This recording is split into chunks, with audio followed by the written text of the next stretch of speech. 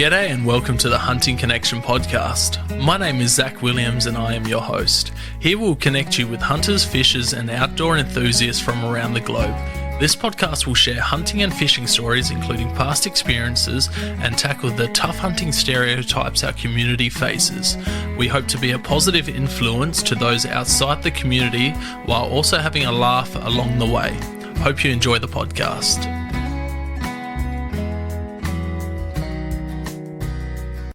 G'day and welcome to another episode of Hunting Connection Podcast. On this episode, I have Tobias from Australian Hunting Backcountry. How you going? Hey, Zach. Oh, good, thanks, mate. How are you? That's good. Yeah, good, thank you. Good. This is coming out after Lawson White's episode, and he spoke very, very highly of you on that episode, and he highly recommended you to come on. So as soon as I wrapped up that episode, I was straight onto Instagram and shot you a message to get you on. So thank you for coming on. I don't know why Lawson would speak highly of me. I have no respect for him whatsoever, and don't wish to associate with him or be associated with him at all. Oh, poor Lawson. So let's kick off. Where are you from, Tobias? Well, originally from Brisbane, Vegas, up in Queensland. I was born and raised here, moved around the state a little bit, and eventually found my way sort of back to Brisbane for the work that I was in at the time. Funny thing was, after I left Brisbane, I said, that's it, I'm never going back to Brisbane, but ended up finding my way back here. So I would love to be living elsewhere, probably somewhere closer to more of the hunting that I like to do, but I've got young kids at the moment, so I'm sort of stuck here for a bit. Yeah, it's definitely a bit far from backcountry hunting areas up in Queensland there. Yeah, well, as you know, we don't have any public land hunting up here, so everything is done on private property.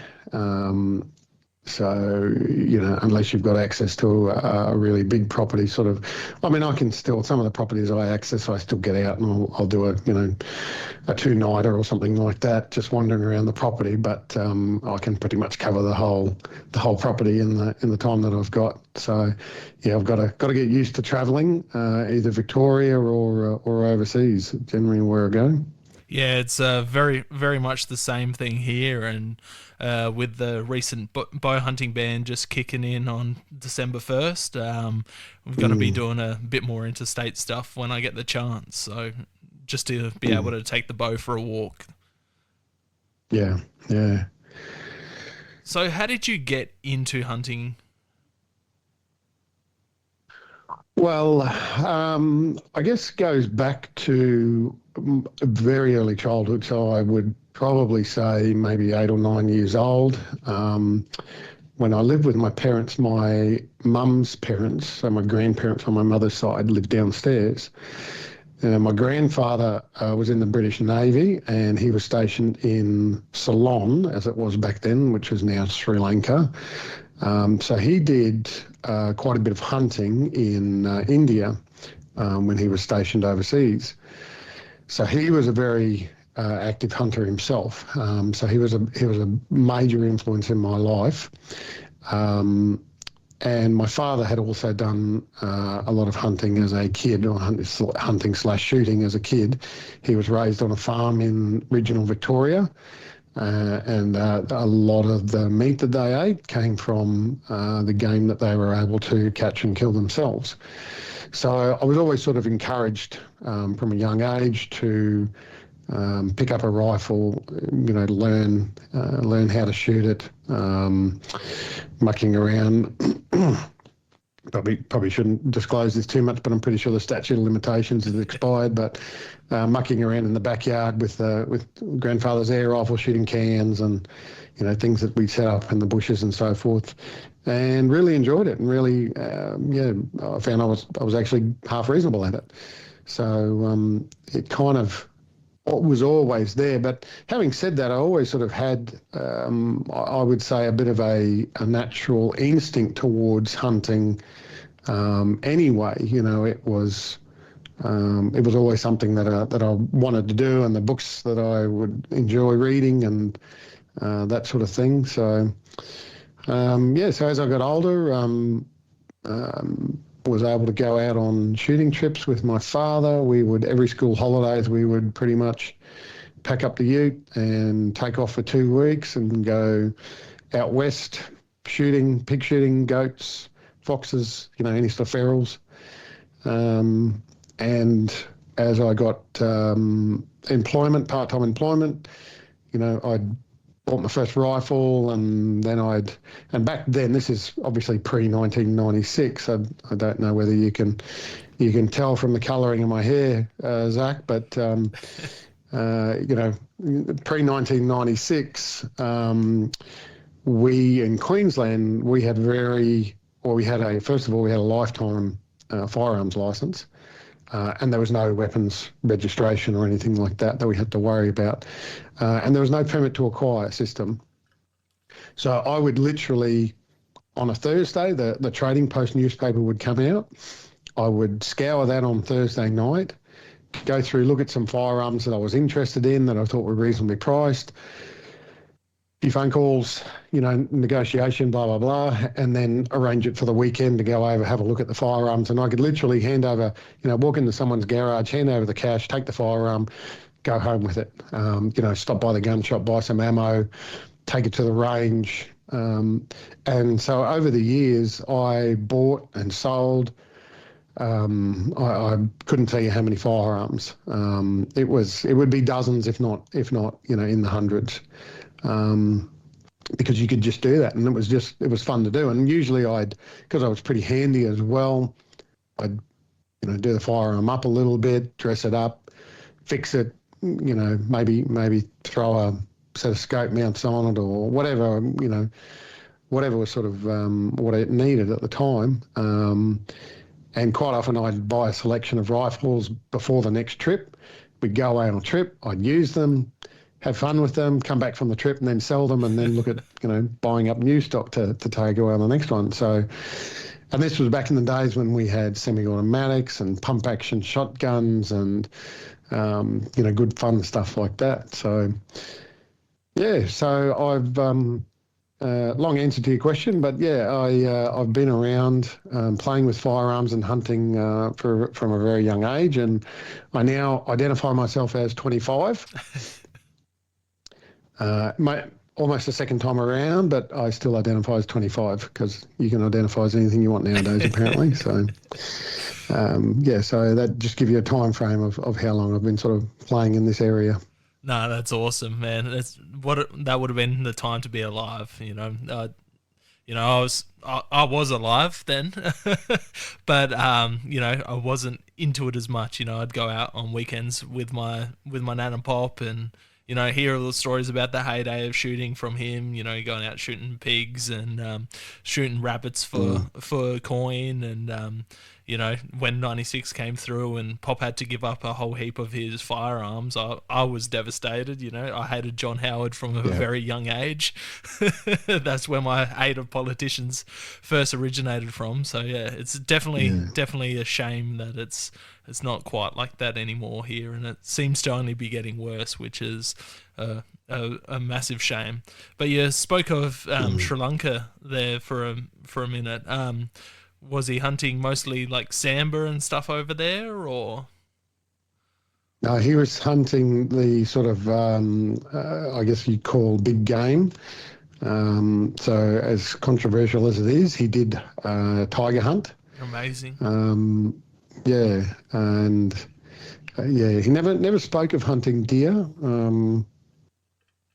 But back then I didn't know that there were deer over there anyway. So yeah.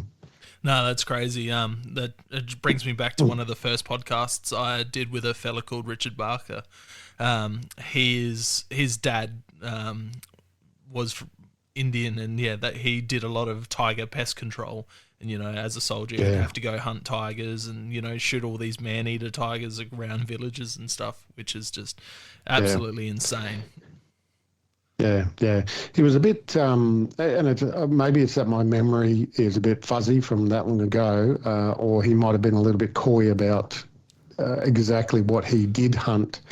But he did talk about hunting elephants, whether he hunted them or whether he was just around when it happened, that sort of thing. I'm not 100% sure, but I do know that he had a paper knife, for cutting open envelopes, Yeah.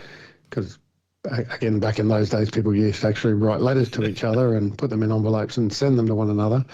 And he had a paper knife that had an ivory blade and a tiger's tooth handle. Wow, that's insane. Mm, That'd be awesome to get a hold onto. Hey, just mm. for display, it'd be Not, you wouldn't want to get caught with it these days, but. yeah, yeah. So, where did the love of backpack hunting come from?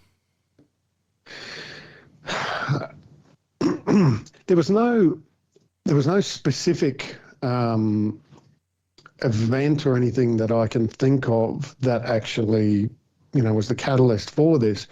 But I know when I was out hunting, I was always wanting to do more. I was always wanting to throw everything in a pack, to stick it out for the day and spend the day walking and just exploring and, hunting along the way.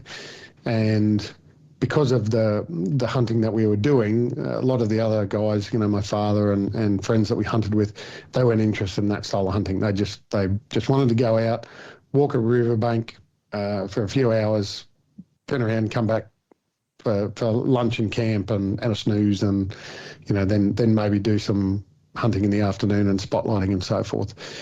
So for me, this sort of the desire to do it has always been there, I feel. And the more I got into hunting and reading magazines, you'd see these people writing articles about backpack hunting in Victoria and overseas and so forth, and I was always really drawn to those articles. And in fact, one of my sort of idols, I guess, for want of a better term, was Chris Boone. He used to do a lot of backpack hunting, and he used to write a lot of articles. And I was always keen when he would write an article and get it published. I'd buy the magazine, and I actually got to meet him through the podcast a little while ago. Good guy. So that was.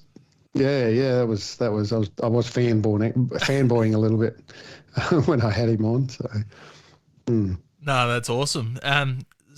So you've always had the passion for it. What actually kicked it off? Like, did you start going down to Victoria, or did you go do an overseas trip to start with, or?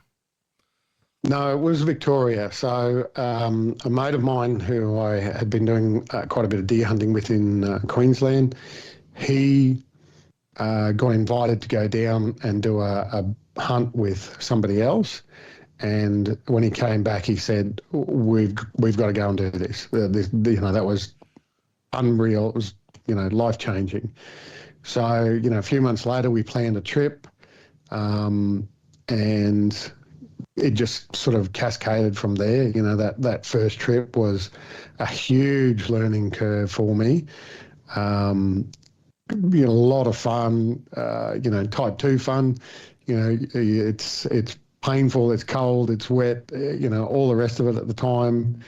We ended up getting onto an absolute monster of a sandbar that the mate took a shot at.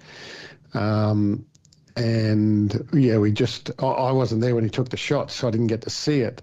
But he swears black and blue that he hit it, and the thing walked away, and we couldn't find it afterwards. But by then the bug had bitten anyway, so I was hooked. Yeah, that Samba country is absolutely unreal. Mm. You know, I didn't have too much of the way of backpack hunting when I first started out. You know, I'd do day stuff. Much like you said, when I was out with my pop hunting, it was like go check dams in the morning, walk from this dam to this creek to this dam, and then go back, have lunch, you know, rest up, hunt in the afternoon. But I always had a fascination with hiking, so I'd always enjoy hiking. You know, me and my mates during school holidays would, you know, grab our swags and our hiking packs and carry our swags and, you know, do 10 Yeah. 15 Ks dragging our swags along and, you know, cruise along. And, you know, I did a thing called Operation Flinders when I was about 13 14, which is a 100K hike through the Flinders Ranges, like a school camp type thing. But you know, decent country, and it's hot and, you know, rugged and tiring. So that formed that love. And when I worked out that you can combine the two, I was just absolutely amazed with it.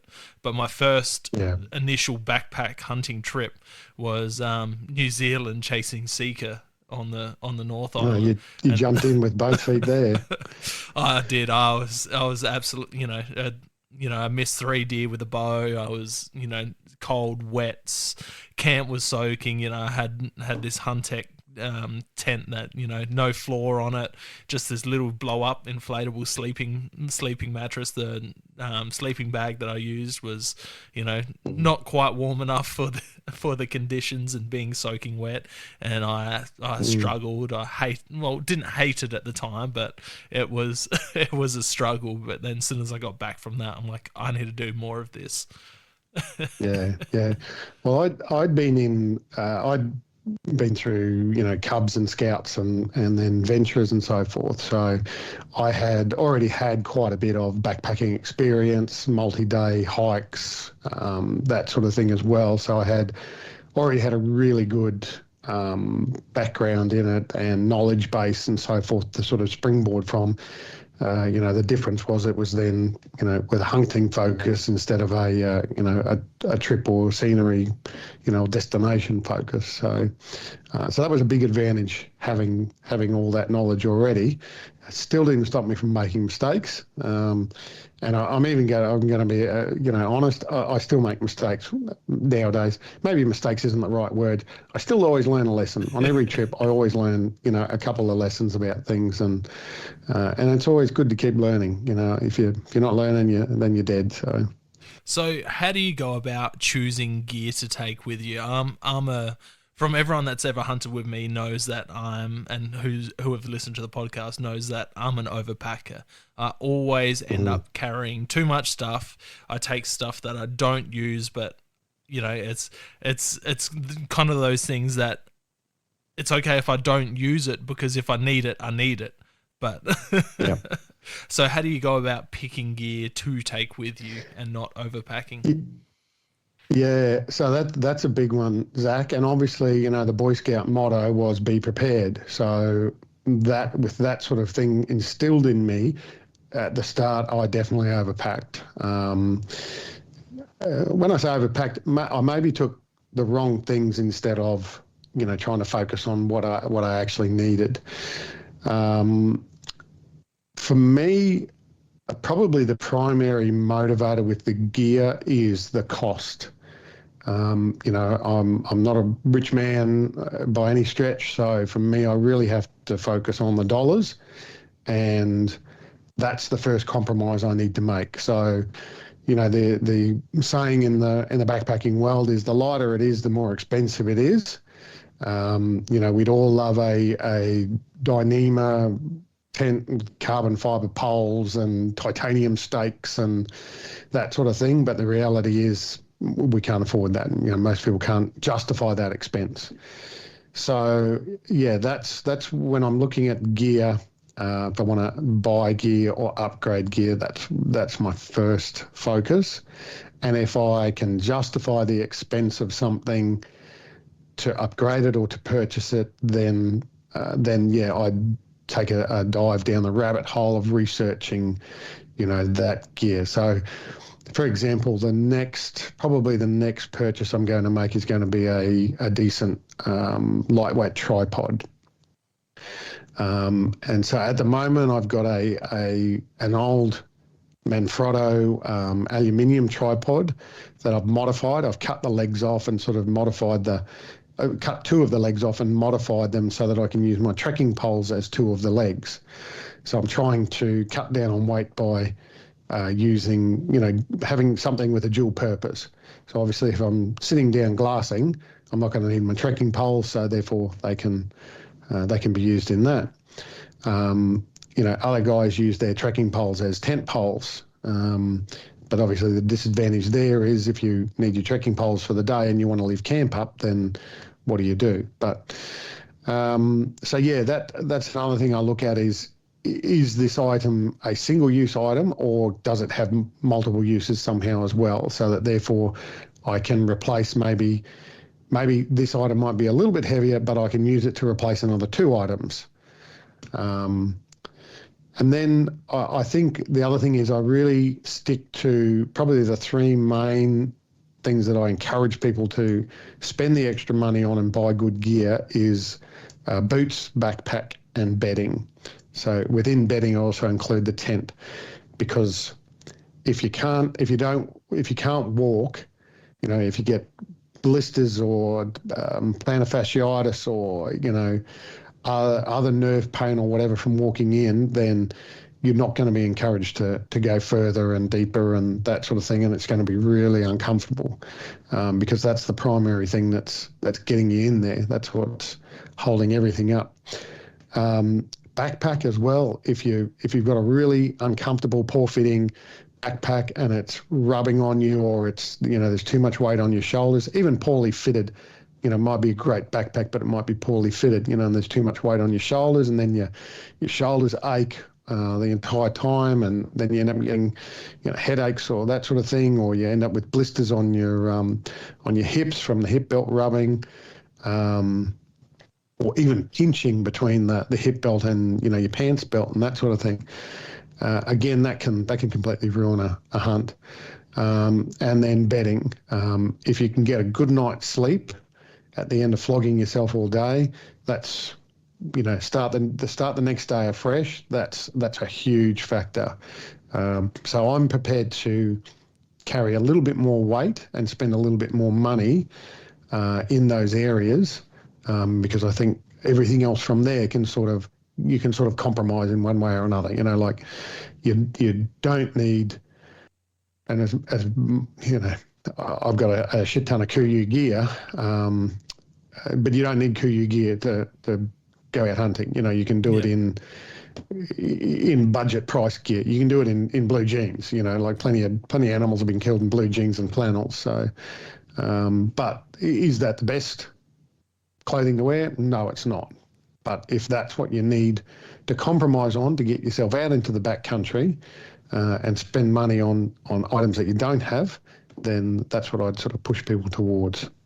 So as weight side of things are going, are you that extreme where you're cutting like the handle off your toothbrush and everything's like exact weight and you've got it all mapped out? Or are you just like, a full toothbrush is all right, a small thing of, crystal deodorant, like scent-free or whatever soap, Yeah, I have actually. This is in all seriousness. I'm on a couple of like ultralight backpacking forums, and a good source of information are the thru hikers in America.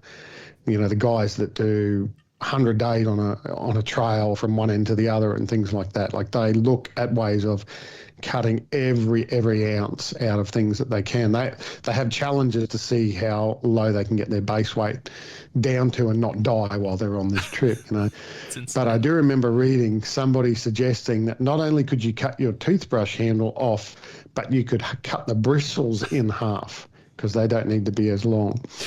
But no, I don't go to those extremes in terms of the toothbrush, but I'm always interested in looking for ways that I can cut a little bit of weight because, there's a saying in those backpacking sort of wells that ounces plus ounces equals pounds. So you might pick something up and go, yeah, that's not that heavy. I'll throw that in. And then you pick up something else and you go, yeah, that's not that heavy. I'll throw it in. And then, and then next thing you've got another half kilo of gear in your pack that you don't really need, and half a kilo's not much, but when you're carrying it around on your back for X number of kilometres and X number of days, it all adds up. It all wears you down. So, yeah, there are certain things that I will look at how I can shave the weight down on this, and there are other things where I'm happy to to carry a little bit heavier weight because of another factor in it. So everything is a compromise in this sort of world. I could carry a lighter tent, for example. The tent I've got is about 1.7 kilos. It's a Hilleberg tent. But the reason I'm happy with that tent is it is bomb-proof. So I know, and I've had it in some really severe windstorms, and I'm comfortable that I can go and retreat to that thing in a really bad storm, and it's not going to blow down, and I'm not going to have that hassle of, running around in the middle of the night in a windstorm or snowstorm or whatever, trying to peg the thing back down again and that sort of thing. I'm laughing because on my last New Zealand trip chasing tahr, we had a snowstorm roll in, and I was still in the no floor open face Huntec tent. Yeah. And middle of the night, I've had to change the direction of the tent because I had snow blowing in, and then I had to go around camp, get all rocks and put it on the bottom of the tent to stop it from flapping around and snow blowing in underneath. It was funny as, but definitely a learning experience. I've got a new tent now. Yeah. Yeah, and that's another example there. Like I could just take a tarp, or I can take the tarp off the tent as a and not take the inner and that sort of thing. And I've seen guys do that sort of thing to try and be ultralight. But there again, you've got to be prepared that if a bad snowstorm blows in like that, you'll be up in the middle of the night looking for rocks to peg things down and building barriers around you and that sort of thing. So if you're happy to do that, then sacrifice the weight. But me, I'd rather not at this stage. What about clothes wise? Are you taking a couple pairs with you? Are you just hunting and camp clothes all in one? For me, I always struggle again taking too much. Especially on my last New Zealand trip where it was sunny and warm some days, and you wanted something a bit lighter, and then we had the cold front come in too, so I had like thick Huntec clothes and that for that as well. But I'd also have camp clothes, a pair of trackies and just a shirt just to change into when we got back to camp, and a pair of Crocs to chuck on when you're around camp rather than just having your boots. No, I don't take spare clothes, except for I will take spare pair of socks, and most of the time I take a spare pair of undies. I did a trip with Jason from Liquid Antler in May last year after the Wild Deer Expo. Yep. We then went out and we got some really cold and wet weather. And for some reason on that trip, I decided that I wasn't going to take spare socks and undies. And I regretted that. But again, if you make these decisions, you gotta put up with the consequences. So other than that, it's all about a layering system. So you have, your next to skin layer, then you have your mid layer or outer layer, depending on what it is, and then you have an active insulation layer, and then a static insulation layer. So the static insulation layer is like down pants and down jacket. And that's when you're sitting glassing, and gloves and gloves as well. I should mention them. You can sit there. You can, you can weather a cold weather by rugging up and piling on the layers. Then if you're moving and it's still cold, or you're moving slowly, if you're stalking, that sort of thing, and it's too cold to just wear your outer layers, you want that active insulation so that it still retains a little bit of heat, but does breathe a little bit, so you're not, feeling like you're in a sweat box. And then, you're sort of mid-outer layer. So on the bottoms, I'll only have a set of zip-off long johns, and then my hunting pants. Yep. And on the top layer, most of the time, for most of the hunts that I do, there's a base layer, like I wear a merino sleeveless shirt, and then I'll have a merino long sleeve, a lightweight merino long sleeve top over that. So I can wear that as an outer layer when it warms up or when I'm, really active. And then I'll have another synthetic layer over the top of that. So if if it's cold or you're not moving as fast, or when you're pushing through, wet scrub and you just get all the moisture off the leaves and so forth dropping on you, the synthetic's really good because it dries very quickly. And the merino underneath it helps keep you warm even though you're wet. So, a lot of it's about moisture management. If you're wet, you're going to get cold, and that's when hypothermia becomes a risk. So you can be wet, you can be cold, but if you're wet and cold, that's when you're in trouble, and that's really what you want to try and avoid. Yeah, that's it. It's for me. It's always because I haven't done heaps of it. I've done 2 New Zealand trips and a couple of Victorian trips. I'm still in that in between, trying to find out what gear works and what I take too much of, and it's that struggle. Yeah. Food's a big one that I struggle with as well. Before COVID, when I was doing at least 2 trips a year, I had things a lot more dialed, and then obviously that sort of time passed and I'd kind of lost that momentum that I had, and I lost notes that I'd made and things like that, records that I was meaning to keep. That trip I was talking about in May, that was another learning curve for me, and I definitely overpacked on the food on that one. But then I think in the New Zealand trip I did in May this year, I kind of felt like I underpacked a little bit on food.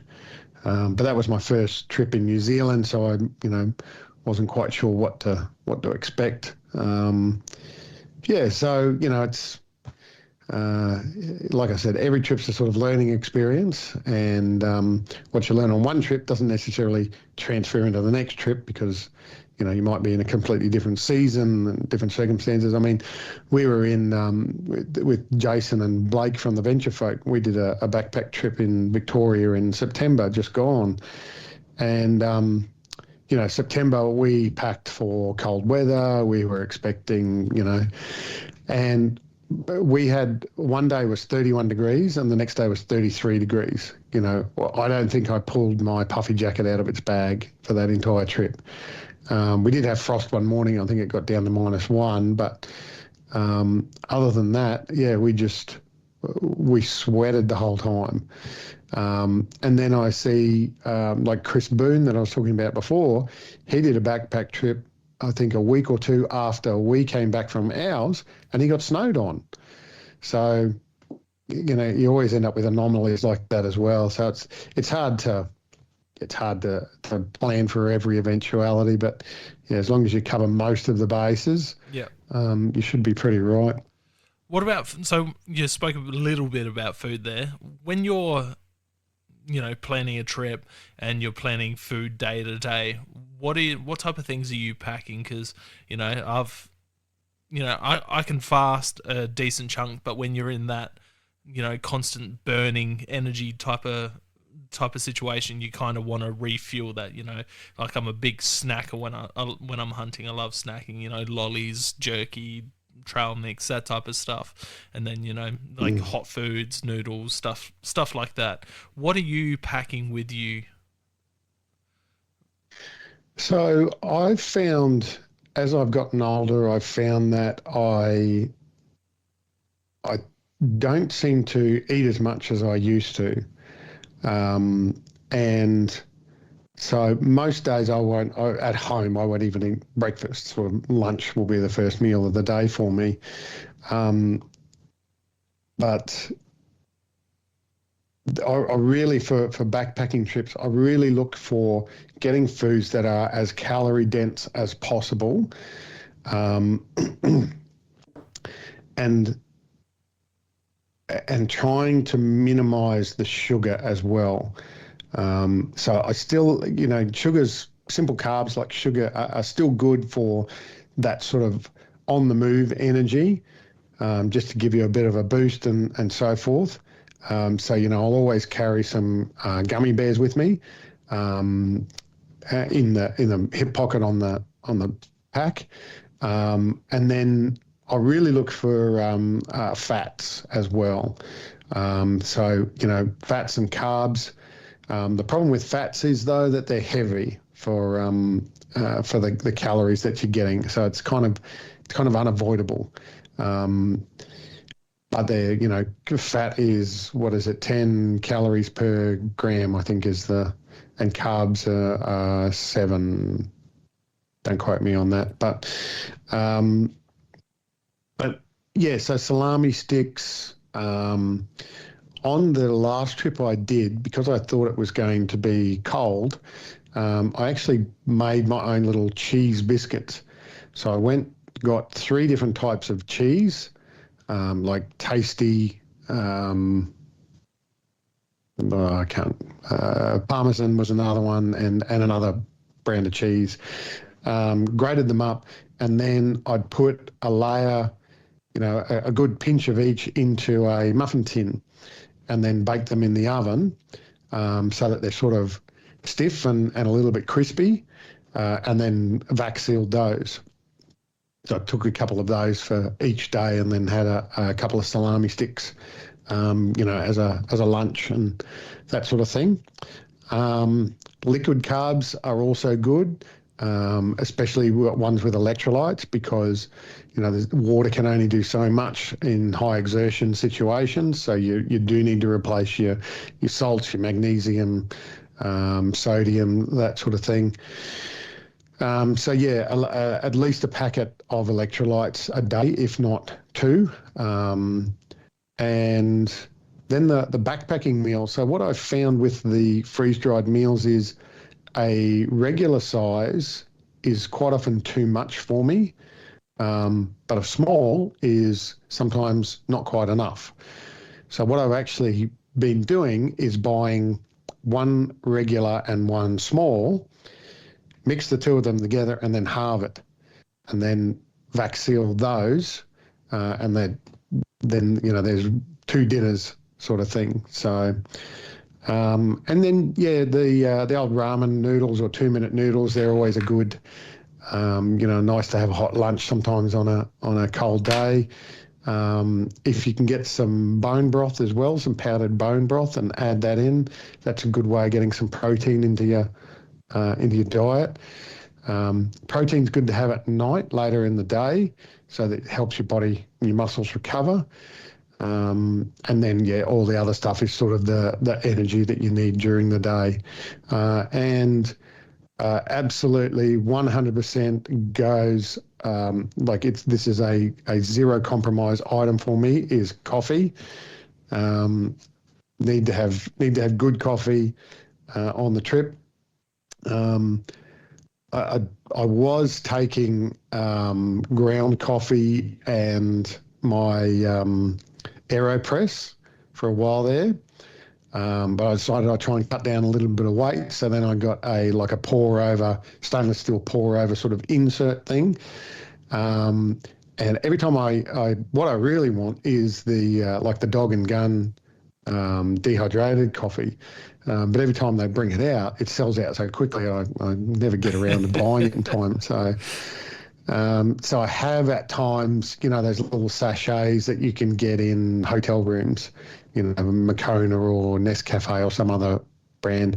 I have at times just taken those, just so I can, have a bit of coffee and save a bit of weight and a bit of hassle, particularly like going overseas, because you don't want to take when you're going through customs and so forth, I sort of try and avoid taking things that are going to raise flags on the X-ray machine, and then next thing you've got some, very large lady pulling on a latex glove and asking you to bend over or something like that. That's bit of a fantasy / horror nightmare, but. Yeah, so, I sort of sometimes I compromise on the coffee, take a bit of sugar, put it in to try and help improve the taste. And one of the things I really enjoy as well is making my own hot chocolate mix. So I take the Dog and Gun hog chockey, and then I mix so 2 parts of that, and then I put 1 part of powdered coconut milk and mix that in with it. And then do those into, Ziploc bags. So I might have 2 servings per Ziploc bag or something like that. And I know that, 3 heap spoonfuls is 1 cup's worth or 1 day's worth sort of thing. So the powdered coconut is a good source of fat there as well. So there's some more calories there. And then obviously the hot chocolate's a real sort of comfort food. So when you're sitting on the side of a mountain and the wind or the snow is blowing in sideways, it's a real big morale booster. Yeah, awesome. Yeah, the coffee is a big one for me as well. And I used to take those coffee tea bags. I forget the brand. Oh, yeah. The sort of pour over one. Yeah. Just not the pour over, but like an actual tea bag. You just dip in. The James Harris or something like that. Something like that. But I used to take them until Dog and Gun, and now that's my go-to. Put a little bit of like a teaspoon of that hog chocolate into the bottom of your cup before you make the coffee. That's a real comfort. Make a mocha while you're sitting around the fire. That goes really well. But I like the idea of putting powdered milk in. I'd probably just go normal milk. I'm not a massive coconut milk fan, but it just adds a different sort of flavour to it as well, which I enjoy. The other thing as well in New Zealand, they've got some different things to us. They had these little single serve peanut butter sachets. So they're like in a little stick, and you rip the end off and squeeze it out, and that's like a shot of peanut butter. So they were really good. I've looked for them over here, but we can't seem to get them. So, and they also in New Zealand, this is where I got the idea of those little cheese cookies. They had freeze-dried cheese biscuits. So exactly the same sort of thing, I dare say, where they kind of mixed a couple of cheeses, melted them together, and then freeze-dried it. So they had these really crispy and lightweight little cheese biscuits. So they were super good too. Yeah, when I was on carnivore diet, I'd make my own little cheese crackers and have the cheese cracker with some salami and that on it. So that's a really good idea. And with the Kiwis, they've always got sticks of salami and blocks of cheese in their packs. Like that's one thing I've learned. That's one thing they don't hit their heels without. Yeah. But they have heaps more stuff over there. Just even in their shops, they've got all these little powdered cordials that are in little sachets, and I found them absolutely amazing. When you're in the hills, chuck some of them in. It's like some orange tropical drink in a sachet, and that just was absolutely amazing to get the day started or sip on as you went through. But like as you said, sugars aren't the greatest. They're good for that quick burst energy, but not for that long burst that you need while you're out in the hills. You don't want to be relying on it a lot, because it's associated with causing inflammation, which is not good in your joints, and you get that sort of glucose spike and then the crash afterwards. Having said that, Jason was diagnosed with type 1 diabetes a little while ago, actually last year, just after our trip to Victoria. So he's got the perfect excuse. He's all day he's munching on snakes and bloody sour worms, and he's just got this. He's just a constant supply of lollies coming out of his pack. So Not that I'm wishing that upon anyone, but yeah. It's one way about it, and yeah, I know a few people that do some hunting with diabetes, and it can be a real challenge for them, especially on those longer hunts. So, what about beginner gear for someone that's looking to, someone that's normally used to doing like a morning hunt, an afternoon hunt here, maybe an overnight hunt on a property?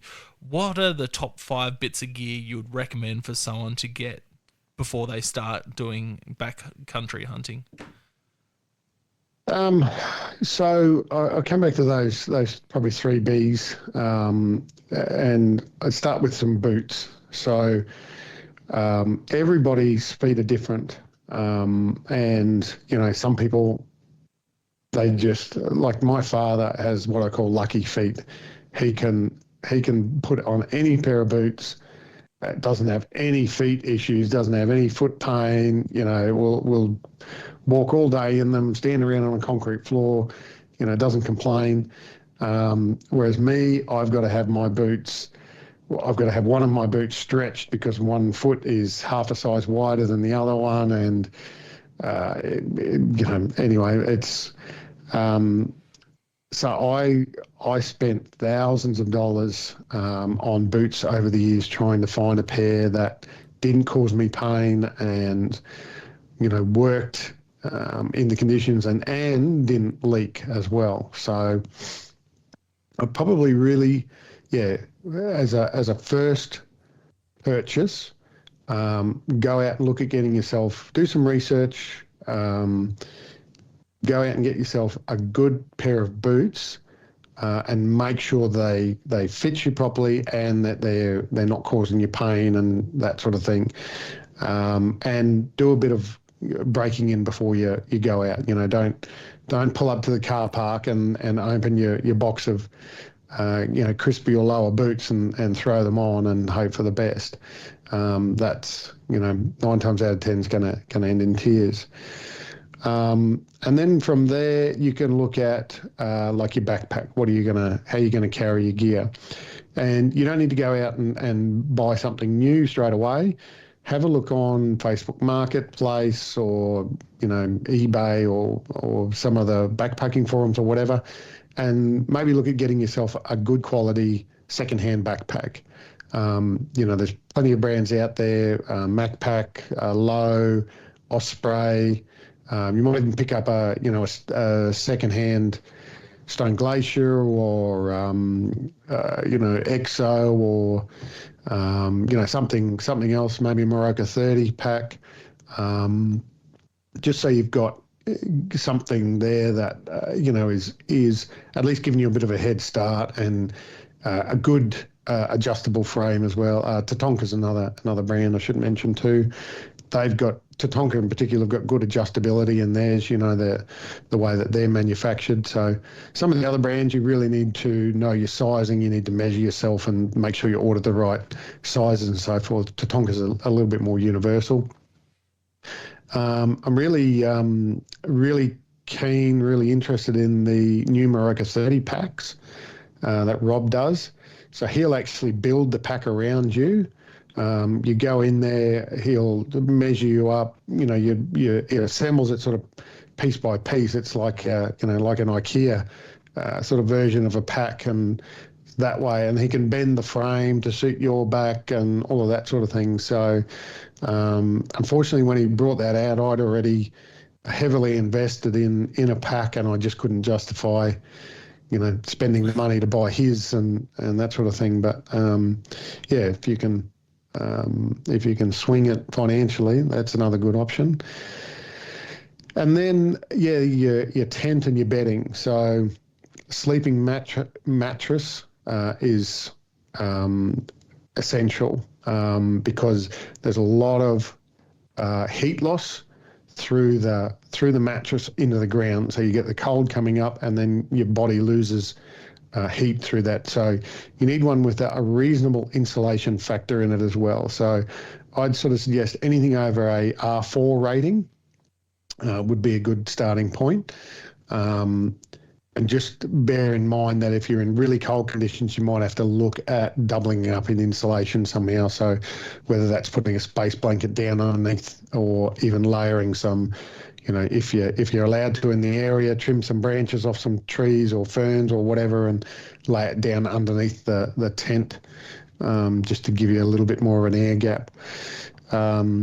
Again, sleeping bags, probably something you can pick up reasonably inexpensively, secondhand even.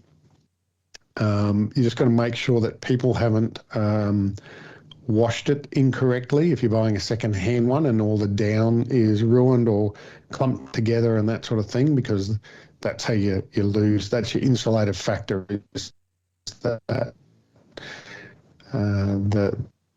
space.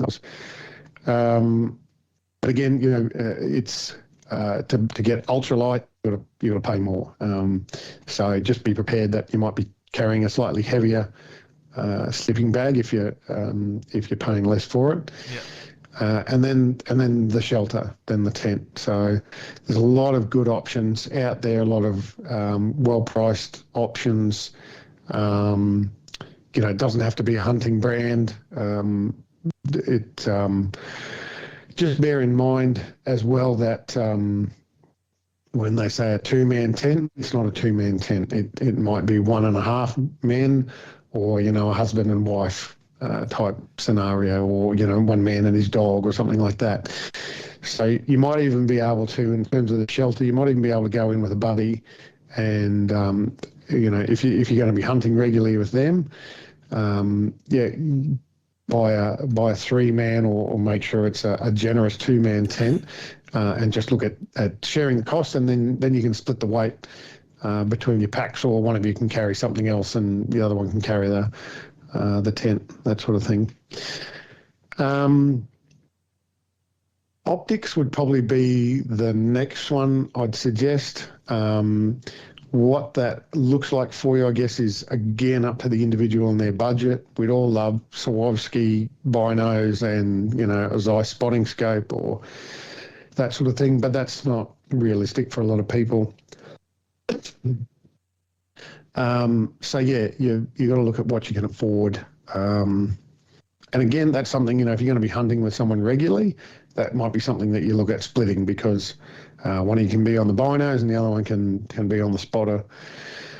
And optics, binos, sorry, in the optics. Look at what you can afford.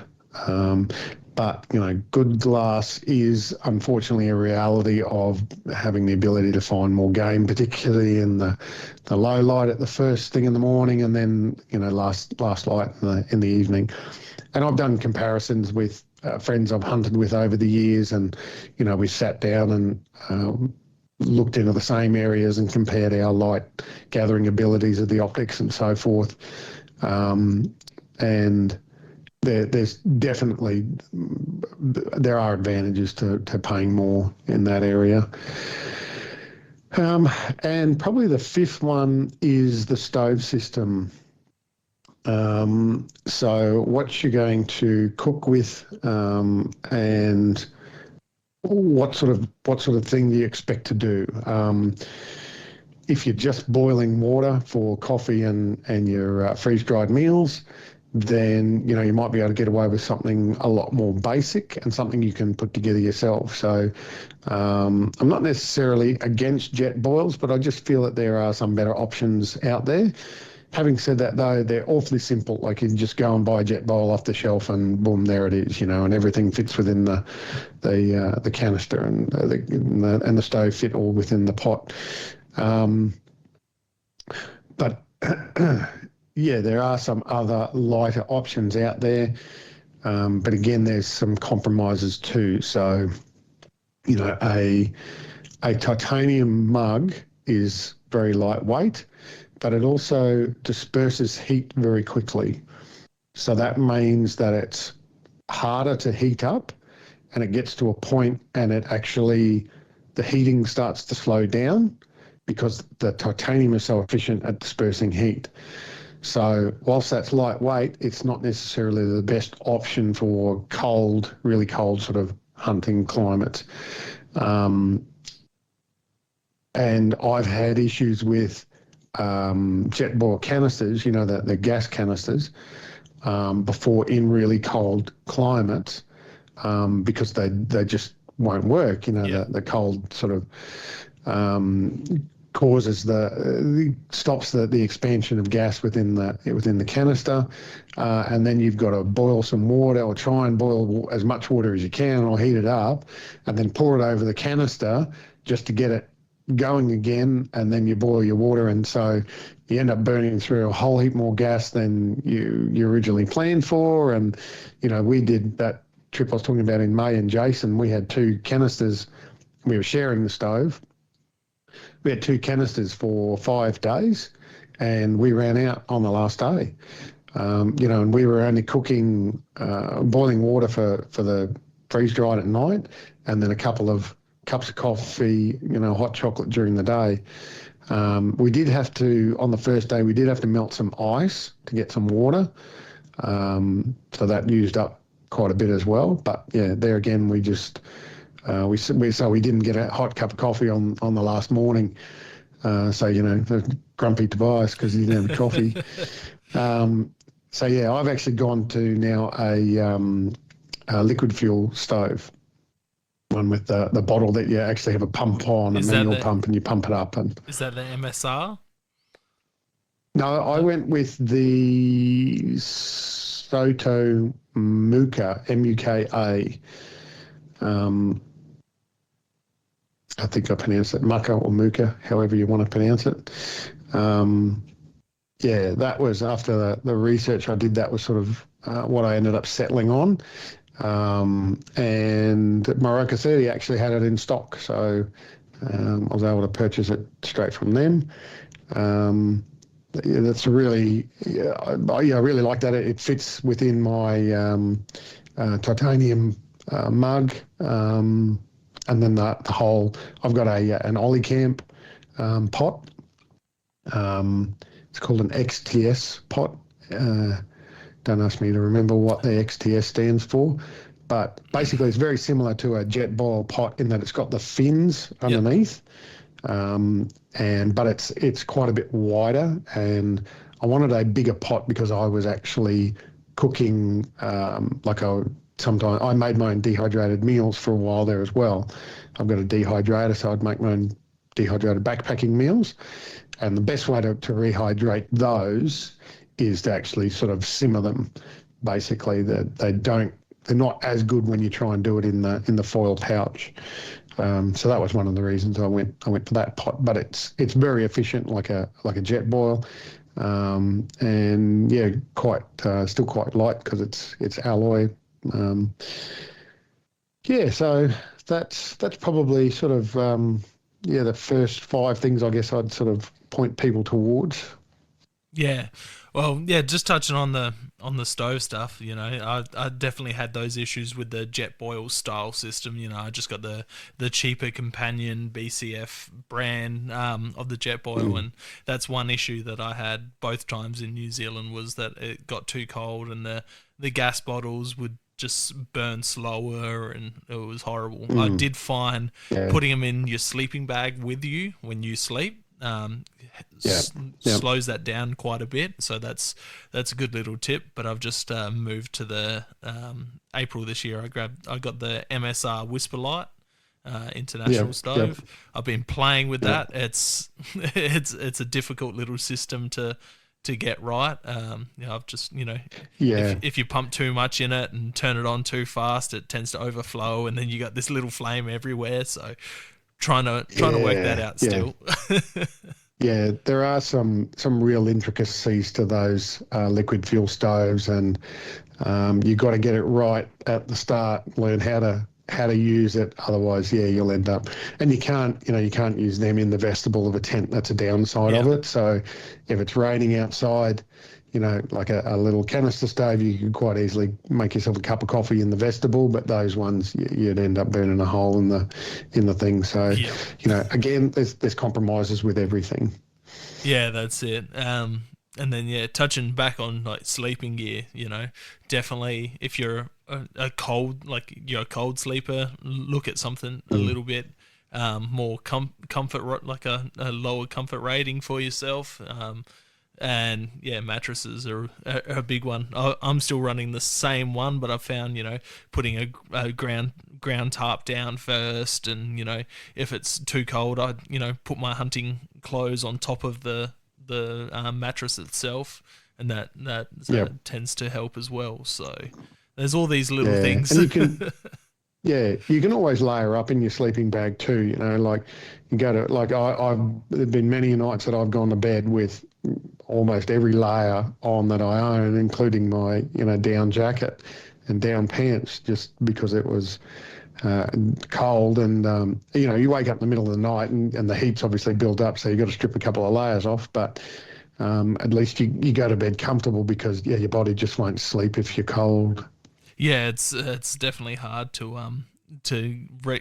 regulate your sleep and get down nice when you're cold, but yeah, one thing I learned when I was in New Zealand is the less you wear in a sleeping bag is the better the thermal capabilities of it is, and that's how the sleeping bags tend to work a bit better, using your own body heat to regulate the heat throughout the sleeping bag. So that's a good tip. Even if you're a bit cold jumping in, it tends to be better to wear less.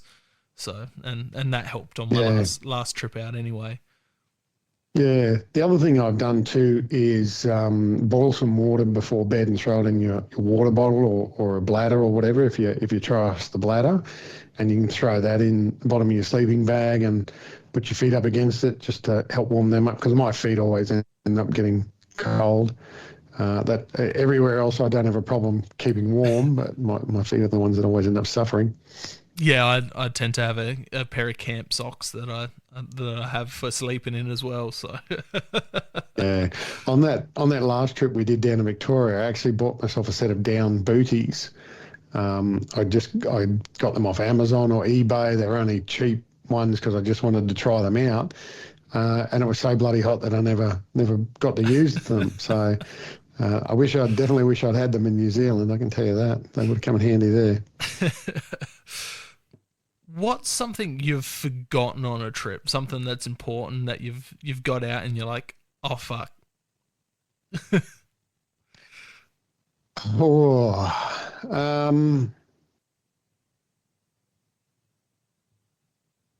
question, Zach. I'm usually really anal with my lists, so it's hard to remember when I've forgotten something. Hey, that's good if you can't remember, because usually the stories are like you've gone, oh fuck, I've forgotten ammo, or I've forgotten this. No, nothing major springs to mind. I'm sure there has been at some stage, but nothing major springs to mind. Yeah, because that's one of the things I'm sort of got really good at, was really refining my gear. I'd make a list on my phone, and then while I'm out in the field, I'd either make notes about things that weren't working, or food that was rubbish. That goes on the do not buy again list, and things like that. So, I can't think of anything. Sorry, mate. No, that's good. One. That's good. It's better than being stuck out there without something. Speaking of lists, I downloaded before New Zealand on my last trip an app called Packlight, and you can enter all your gear in it, and enter the weights as well. So I went through, weighed everything, and worked out all the weights, and you keep it, you can keep it in there and make different lists and pick and drop stuff. So that's really helped me with keeping my gear and weight down a little bit, being able to play with that and see what the weight changes to as you add and drop stuff, which has been really, really handy. What would you say is the most... sorry, go on. No, sorry, mate. I was just going to say, sometimes you got to work with the principle that 2 is 1 and 1 is none as well. So really important items, I'll give you an example, head torch, right? So there was one trip I had head torch with me. It worked great, fresh batteries, all the rest of it. And then it died on the trip. And then I had a couple of those, those brake Lumo sticks or whatever they are. All the guys at a rave, using them and giving the kids at Halloween or whatever. So I had a couple of those because we were going to sort of hang them as markers near camp, for when we walk back in the dark. So I literally had to break one of those, and I'm walking along holding that out in front of me as my light. So from that, I learnt that I needed to bring 2 headlamps, and in actual fact, I have 3 headlamps now. So I have 2 decent headlamps that I can use to walk under. And then I've got the emergency backup one of those little coin battery ones. It's a Petzl sort of emergency one. I think it only weighs about 50 grams. Cables as well, charging cables. So it's not uncommon for cables to stop working, whether it's breaking at the fitting or for whatever reason it just stops working. And we're now so heavily reliant on charging things like headlamps, like our phone, like our Garmin or Zoleo, whatever you're using. Yep. So essential bits of gear that rely on electricity, if we can't charge them, and how much does an iPhone cable weigh? So taking 2 of them is really no huge weight sacrifice. Yeah, that's it. And I've always got two head torches, a little torch in the pack, and then when I was over in the States, in a shop called Academy in Texas, they had these little hat lights that you just clip onto the bill of your hat, and they did like a 5-pack for like $5, and there was 2 white ones, a red one, a blue one, and a green one, and they're just a little button battery one, and they're fantastic just to have a couple of them in your little survival kit just in case. And they don't put out much light, but they put out enough if you do get stuck. And watching a movie years ago, there's like one thing that got drilled into my mind was, always have a little extra light with you just to get you out of trouble if you need it. Because I can tell you that there's nothing worse than trying to find your way back to camp and it's dark and you're on a samba pad or even pushing your own track. So, yeah. Yeah, you get turned around pretty quick in low light conditions. Guarantee you find every wombat hole too between there and camp. For sure. What would you say is the most important item you take out hunting with you? Oh,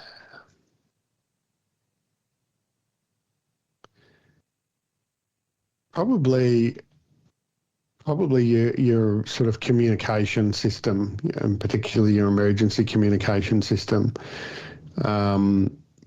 Whether that's a Zoleo or an InReach or, PLB. I mean, the satellite messengers are good because you can communicate with people and that sort of thing. Years ago, we didn't have that. So you kind of, used to say to people, I should be back on this date. If I'm not on the following date, then, maybe start getting worried then.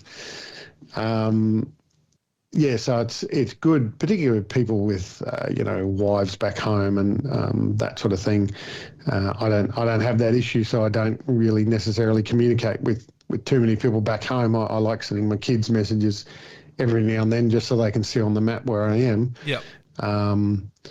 But communicating within yourselves then as well. So you all walk off in different directions in the day, and if something happens, there's that ability to get your mates, or they at least know you're going to be late back to camp or something like that, and they're not, they don't start going out and searching for you and then themselves getting lost or hurt or that sort of thing. So, if it's within the budget, definitely a satellite communicator of some sort. What brand are you running? So I've got the Garmin InReach Mini. Yep. But to be honest with you, on the last trip, we all had, so Blake had an InReach Mini 2, and Jason had I think he had the 66i Garmin. So mine's the first gen InReach Mini. And we had a lot of issues with the messages going through and trying to communicate in between ourselves. So yeah, I'm actually considering going over to the Zoleo because I've heard quite a few good things about them. And one of the advantages, on one of my episodes, I spoke to Rainey from the Sat Phone shop. He's just a wealth of knowledge. Like my brain exploded with what he was able to tell me. But one of the big advantages of Zoleo is you actually get a phone number. So I can go overseas and give someone that phone number and say, hey, text me, when you're in the car park or, whatever, they can initiate the conversation and so forth. And that phone number then stays with you. Yeah, awesome. Whereas with the Garmin, you have to initiate the conversation with someone. So I would have to message your mobile phone number and then you can message me back. But when we were trying to communicate within each other from Garmin device to Garmin device, we had issues with the Garmin address because you've got your own individual, basically an email address. Yep.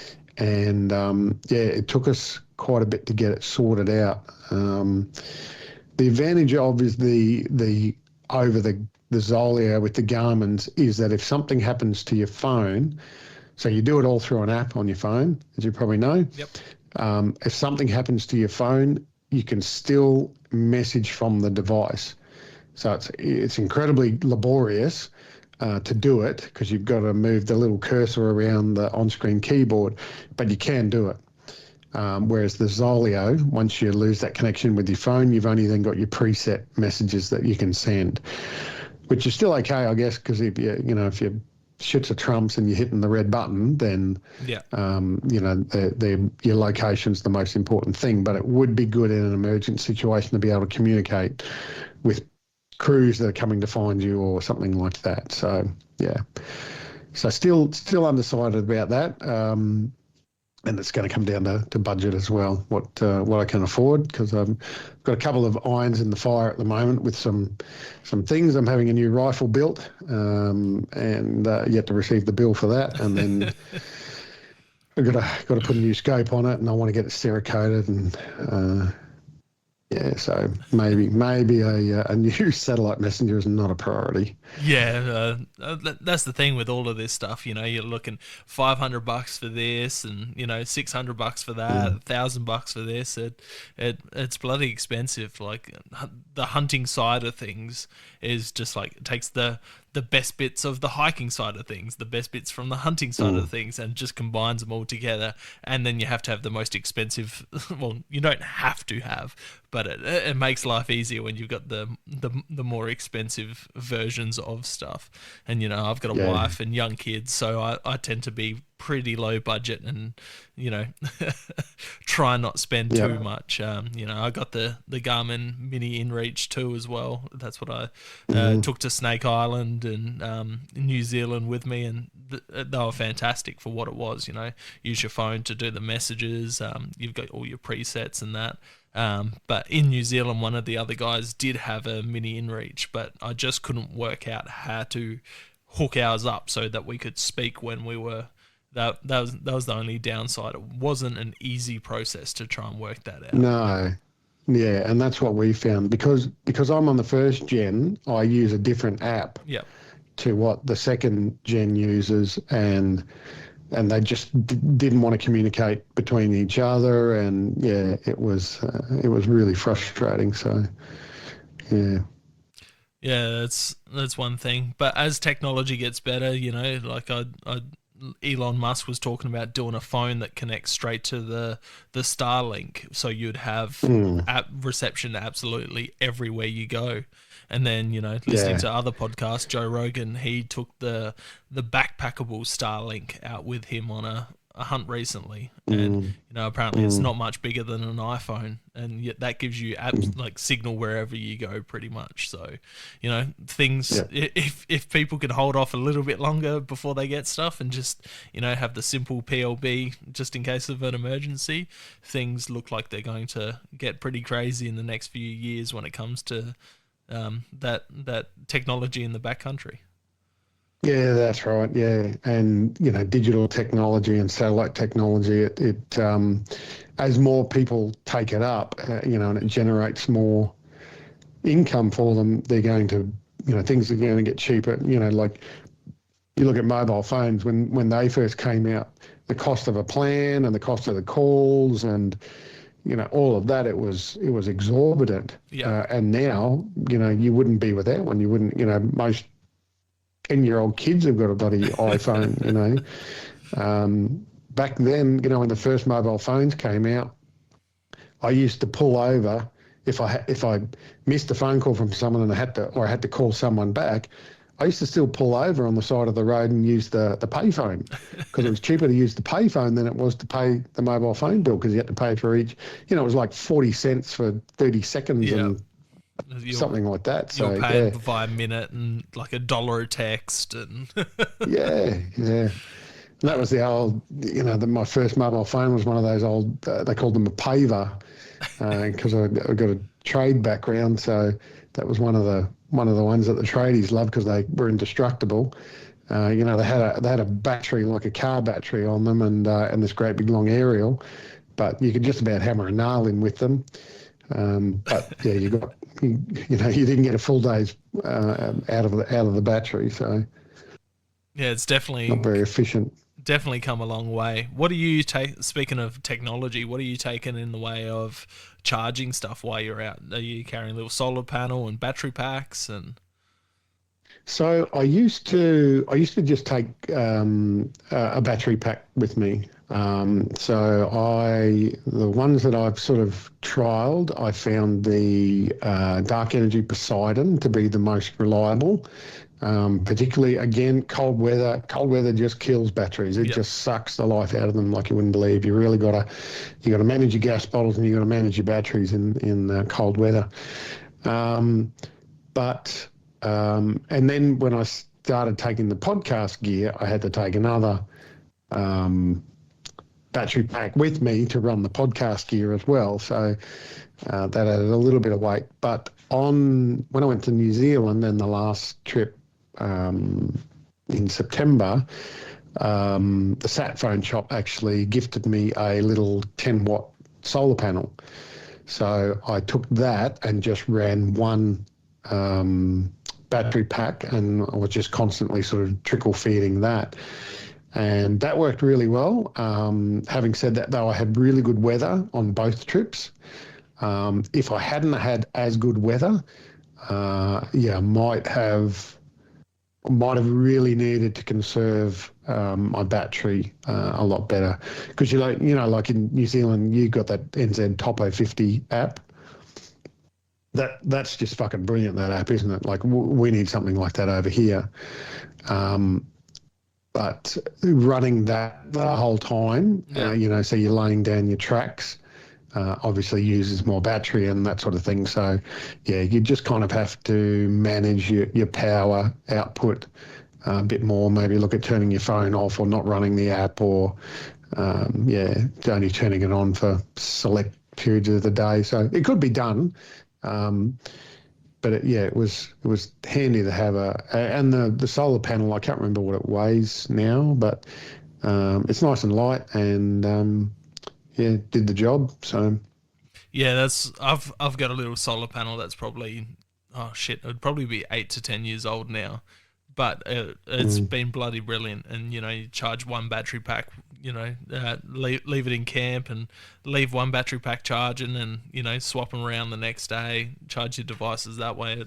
It worked out really well. But yeah, you have to wrap all your battery packs in something in your backpack on those colder days, or chuck them in your sleeping bag when you're not using them. And just to conserve those batteries, because that's one thing that I never knew when I first went to New Zealand, was how quick the cold just absolutely drains all the batteries. Yeah. No, it's a beauty. The other thing I learnt in New Zealand, a lesson the hard way, is that crystal clear water is deceptively deep. And cold. The water's so much colder over there. What would be your top 5 dream animals? Like, money not being an issue, anywhere in the world, where would you go? What would you hunt? Alaska for a Dall's ram. Yep. That's number 1, 2, and 3. That is my ultimate dream. Do you know Billy Moles? No. You watch his YouTube at all? No, I haven't. He's a guide in Alaska. It's been he's in his late 40s now, I believe, but he has been guiding for 20-something years in Alaska. So I'm addicted to his videos. But yeah, any Dall sheep hunt videos I'm addicted to. So what sort of my dream hunt would be in Alaska, fly in a super cub, in wherever the Brooks Range or something like that. Just backpack in, dodging grizzlies, eating blueberries on the side of a hill, and hopefully get to see a ram and shoot it. Number 2 would probably be a mountain goat in British Columbia. So they say that mountain goat country starts where Dall sheep country stops. So it's apparently another really challenging hunt. I'm thoroughly addicted to New Zealand now after being there in May. I spent nearly 3 weeks over there in May, hunting basically the whole time. And so I'm thoroughly addicted to New Zealand. So I've got to go back and do more tahr hunting and chamois hunting. And probably come back to Alaska again for a caribou, I think. Or maybe, I like the stands, the Kyrgyzstan and Tajikistan and that sort of thing. But some of those hunts look a little, probably a little bit too assisted, if I can say that without being disrespectful to anyone. I mean, there are some hunts I've seen where guys are, doing it all on horseback or whatever, but I've seen other hunts where they basically drive the Land Cruiser up the side of the hill, and then you get out and kind of crest the hill, and they say, there you go, shoot that one over there at 600 meters. Yeah. So for me, I really want, it's more about the adventure and the challenge and so forth for me. So I'd probably come back to Alaska and do a mountain caribou, and like a drop hunt, where you get flown in again, maybe even dropped on a lake or something, and hike up from there. And or I'd tell you another one would be like a black bear hunt, like Brian Call and Ryan Lampers do. Yep. Those style of black bear hunts, / mule deer. Yeah, all up in that sort of country. They look like, with the pack raft and everything. I've got a pack raft now, and they were the inspiration for me to buy it. So that sort of hunt, would be high up there. Yeah, that'd be cool. I like the pack rafting, moose hunts and that people do. That just looks insane. Yeah. I've got to do all this stuff, of course, on a shoestring budget, and before my body lets me down. So I need to win the lotto or something, and find a rich widow who's happy to support me. Yeah, that's it. Moving on to the food side of things, what would be your favourite thing to cook with hunted game? Oh,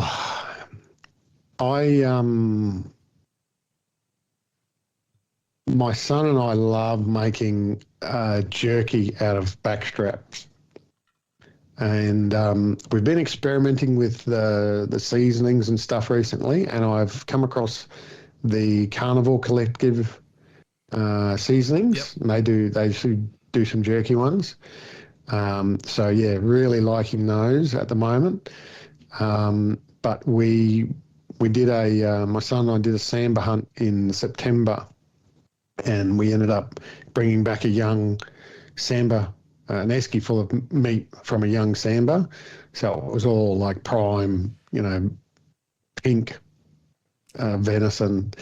And we did some ribs. We did slow cooked ribs, and then I made up a barbecue sauce out of the juices and so forth, and sort of thickened that up, reduced it and thickened it and so forth, and then poured that over. So that was really impressive. I've done ribs before, did them over like an open fire, and they were tough. They tasted good, but they were tough, whereas these just kind of all fell apart. So yeah, that's probably that and the heart. We've really started looking forward to having heart. And the heart's probably the only meat that I've found that I can eat within 24-hour period. We on our trip in September, Blake shot a fallow because that area had fallow and apparently had reg through it as well. We never saw one, but so he knocked over, took a cracker of a shot, 507 metres or something at this fallow buck. So they went over, took a couple of cuts of meat, and we ate it that night, cooled up some backstrap, seasoned it, and I got the squirts, something rotten that night. And I've heard other people talk about eating meat that's too green, and they reckon you gotta let, if you're susceptible to it, it doesn't affect everyone obviously, but if you're susceptible, you gotta wait at least 24 hours. Whereas with heart, I've never had that issue before. So, heart, sort of tacos, soft tacos, goes pretty hard in our house too. Yeah, tongue. Sorry, I was thinking of tongue as well. Tongue tacos is another one that I've experimented with. The heart tacos are absolutely insane. I had to cull a bunch of sheep on a property and took the hearts into work and made tacos up for everyone out of the hearts and gave them around a bunch of city guys and that have never experienced anything like it, and everyone absolutely loved them, which is just amazing. But yes, sambar's just amazing venison. It's so good. I've shot 2 this year and it was just absolutely amazing stuff. Yeah, I've got to give a shout out at this point to a mate, Mick Lawrence from the Deer School in Melbourne. So they do deer hunting courses down there, beginner courses and so forth. And he's met him through the podcast again. Like we were talking about before, I've just met this network of amazing and generous people. And Mick. So I did the backpack hunt with Blake and Jason, and then they flew home, and I flew my son down, and we spent a long weekend with Mick. He took us out hunting every day, put us up in his house, fed us, filled me full of grog, and just had an amazing time with him. And so we went out one night because down there, thermals are illegal and night vision and stuff on private properties, all legal, I should say. We went out one night and shot this really nice young, like it was probably only a yearling, he just had the little bumps on his head. Shot him, died straight away, took him over, took him back to the house, butchered him. And I'd taken an esky with me so that I could, in preparation, to bring home some meat, because Mick said, bring an esky, we'll get you some meat. If we, he said, I'll be surprised if we don't shoot something. If we don't, I'll give you something to take home anyway, And so we knocked that one over, and then we sort of just spent the rest of the time doing a bit of hunting and so forth. And on the last morning we were there, going in this area that Mick put us onto, little patch of public land, not far out of suburbia sort of thing. And my son shoots this 27, 28 inch sambar stag. Beautiful. like at 110 meters. Yeah. How good's that? First sambar he's ever laid his eyes on, and it's a bloody stag that's better than anything I've ever shot. So, yeah. Insane. So yeah, big shout out to Mick. We had an amazing time with him. He's a top That's bloke. And the other fella there, Jason, really just super friendly guys, and they're doing amazing things down there, teaching people. Mick showed me some of the stuff that he teaches on the course, and it's all super valuable stuff. So yeah, I'd highly encourage people to check him out, and if you want to, he doesn't do the backpacking stuff like I do. Mick's just interested in finding little sneaky spots that you can go to, little hidden gems. Yeah, beautiful. Go there in the morning, knock over a deer, be home butchered by lunchtime, sort of thing. Yeah, I've seen that stuff on Facebook. I'll have to have a reach out and have a chat to them, see if they want to come on and have a chat. Apparently the photo of either my son or me and my son is on their Facebook page as well. So you'll see a little ginger ninja holding up a sambar stag. That's him. How good's that? Mm. Speaking of like being close to suburbia and hunting close to suburbia, how do you see the public views on hunting? Oh, well, there's part of the problem is that there's so much misinformation out there and so much negative influence through mainstream media that a lot of people's education on firearms and hunting only comes through what they see on movies or what mainstream media push to them. Yep. So they never actually bother going out of the way and properly educating themselves on something. And I'll give you an example of this. My mother she's had two sons who have all done hunting and shooting, plus my father, plus her grandfather, her father, my grandfather, like I was talking about. Yet she is really anti-hunting.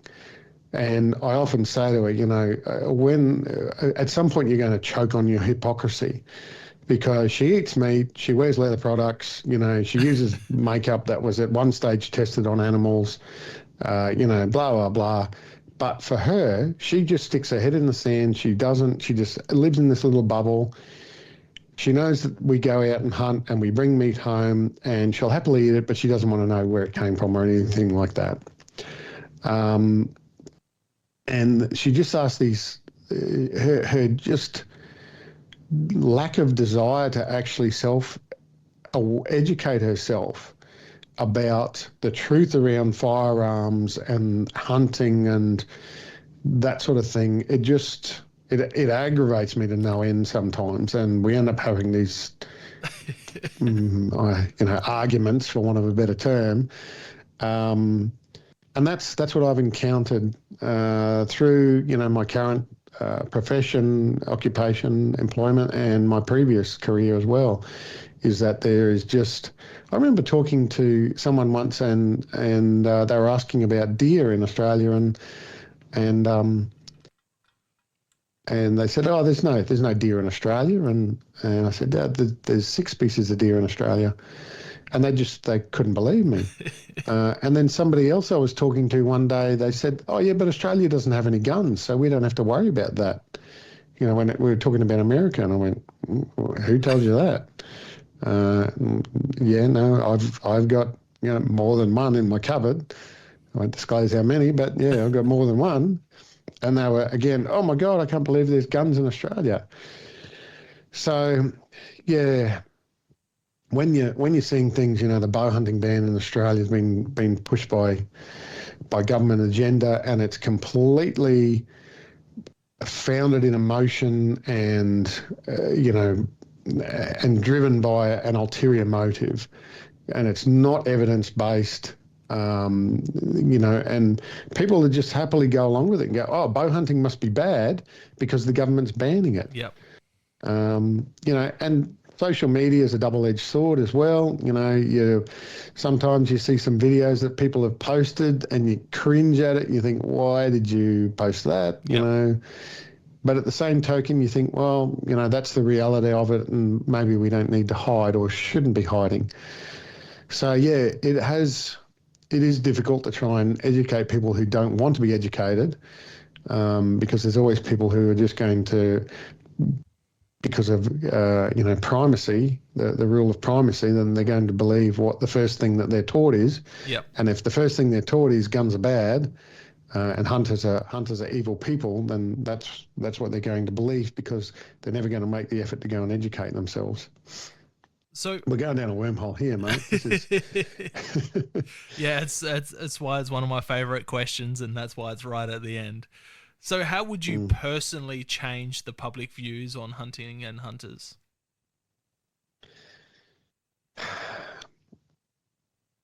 Look, I mean, social media is probably the most valuable tool I think we have. However, obviously Meta, censoring and shadow banning a lot of content and so forth. So it's not getting pushed out to the general populace. How do we get around that? Yeah, that's an interesting question. Putting positive images out there on mainstream media, which are which is where our hunting organisations really come in. So there's a number of organisations out there that are all doing good work, and trying to get a positive light shone on hunting into the living rooms of everyday people. And I guess if we can chip away in that area, and I'd encourage people to support those organisations. I'm not going to, I'm a member of a number of organisations, both in Australia, in Australia, New Zealand, and overseas and internationally as well, for that exact reason, because they're doing things in those spaces where I think it's valuable. Yep. So I won't necessarily share those, because I don't want to, I don't want people to pick sides. I don't want to encourage people to pick one over the other. I would say, do your research, have a look at what they're doing, put your money out where you think it's going to be most valuably used. If you've got the budget to join them all, then by all means. So hunters need to stop, hunters and firearm owners and fishers need to stop, I guess this is going to sound harsh, but perhaps being as selfish as we are. We ourselves need to come together and collaborate. So when an issue affects one of us, we should all be there, and this bow hunting ban is a perfect example. 100%. Everybody that owns a firearm should have been backing that the support against the bow hunting ban. Just because you don't hunt with a bow doesn't mean that there's not going to be a flow-on effect for you. Yep. It's that old saying that when they came for the, I can't quote it off the top of my head, but when they came for the, these people, I didn't say anything. When they came for these people, I didn't say anything. When they came for me, I turned around and there was nobody behind me. The government has motives and has agendas that they are they have a long-term plan. They are very good at playing the long game. And we need to sort of, all come together and be prepared for that, because they're not going to, it's not going to go away.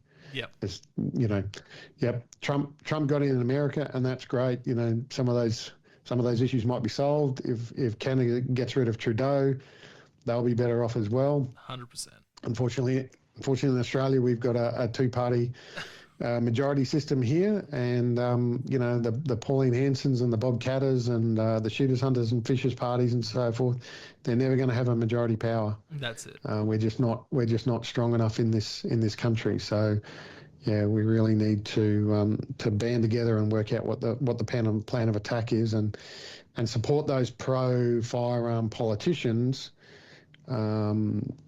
because they're the ones that are going to hopefully stand up for our rights. Yeah, that's it. And I've noticed recently there's a few different groups emerging that are like, different, like trying to combine outdoor recreation users together, which is absolutely great to see. And we need more of it. We just need to stop all this infighting and, back each other. And that's, being here in South Australia, that's been one thing that I've been, really promoting, is to try and overturn this bow hunting ban. And the politician that did it, she went around democracy to do it because she knew she couldn't get it through Parliament. She backdoored it and went straight to the Governor General and got it written in as a proclamation, which was just absolutely devastating. But she knew she wouldn't have the support of everyone going through Parliament. And I reckon there was, and those. You're right, keep going. I reckon it was just, money under the table for her to push it through, because nothing that was said or done was, convinced her otherwise not to do it. Yeah, and there was obviously backdoor deals made, pre-election as well, because, they came out and said that this was part of their election promises and part of their standing and so forth. Yet none of that could be found on public record. Yeah, from what I've like looking into it, I found she's been trying to push it since about 2011. So. Well, we all now know that historically Johnny Howard had, before becoming Prime Minister, had an agenda that he was going to get firearms out of this country. So he came into power with that already on his mind, and it was just unfortunate that Port Arthur happened and then gave him the catalyst that he needed. But even WA, the caliber bans and so forth that's going on there, again, none of it's based in evidence or done with good reasons. Unfortunately, in terms of firearms and hunting, it seems that a lot of the laws are made by people that actually have no grounding in the area and no knowledge. And so we see these things happen that just don't make sense, aren't workable, and contradictory. Yeah, that's like, because I speak to loads of different people, delivering plasterboard, speak to lots of tradies, and talking about these types of things. I'm like, our firearms licenses are made by people who have no idea of firearms at all. It's like someone making driving laws and car laws if they've only ever watched Fast and the Furious. That's exactly right. That's a good point. I guess the other thing we can do, as well as individuals on a more local level, is, within our own circles, have conversations with people, demonstrate to them that, we're not evil, murdering, the types that we're being made out to be. Share some of the spoils of the hunt with them. Take a kid hunting as well. Start with that next generation, not just your own kid. Take a mate's kid, or your one of your relatives' kids or something like that.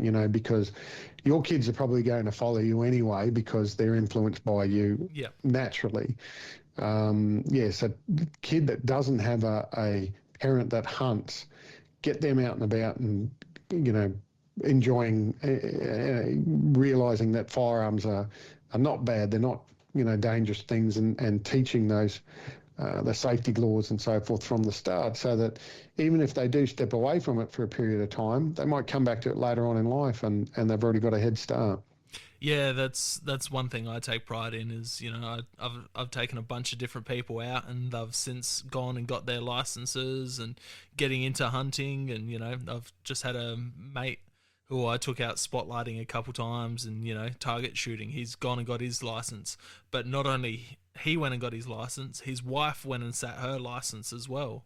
And now she wants. Yeah, that's great. She'd never had any interest in firearms, and now she wants to come out, and she has no interest in hunting, but now she wants to come out and do some target shooting and do some clay shooting, and just all of these little, you take one person out, they'll take someone out, and we just need these numbers, and that's one way to do it. And I give away a lot of venison.